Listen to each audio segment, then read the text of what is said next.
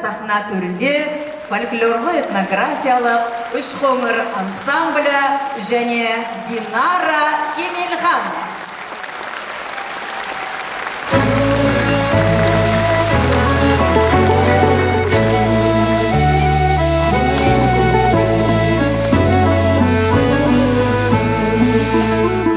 Айналайын қарағам, алдынамай ақ жүзіңді көргенде балқыдым ай. Көрмегені көп айдан жүзі болдау, естен аман жүрмісің шырқыным ай.